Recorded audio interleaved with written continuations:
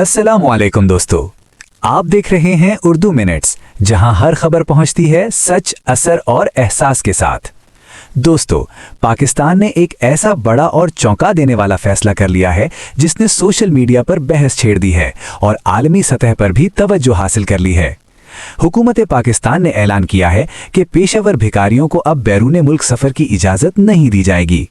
ये फैसला ऐसे वक्त में सामने आया है जब सऊदी अरब समेत कई ममालिक ने हजारों पाकिस्तानी शहरियों को भीख मांगने के इल्जाम में वापस भेजा है। रिपोर्ट्स के मुताबिक सिर्फ हालिया महीनों में 24,000 से जायद अफराद गैर कानूनी सरगर्मियों की वजह से डिपोर्ट किए गए।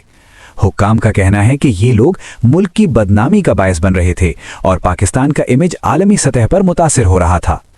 अब नए फैसले के तहत एयरपोर्ट्स पर सख्त स्क्रीनिंग होगी, मशकूक मुसाफिरों को रोका जाएगा और जिन अफराद पर पेशावर भिखारी होने का शुबा होगा उन्हें जहाज में सवार होने की इजाज़त नहीं दी जाएगी।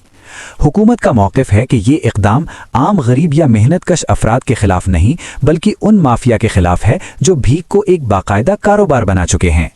ताहम इस फैसले पर सवालात भी उठ रहे हैं। कुछ लोग इसे मुल्क की इज्जत बचाने का ज़रूरी कदम करार दे रहे हैं, जबकि कुछ का कहना है कि हुकूमत को गुर्बत की जड़ पर काम करना चाहिए, ना कि सिर्फ पाबंदियां लगानी चाहिए। माहिरीन के मुताबिक अगर इस फैसले के साथ रोजगार, हुनर और समाजी सहूलतों पर भी तवज्जो दी गई तो ये इक़दाम वाकई मुस्बत साबित हो सकता है।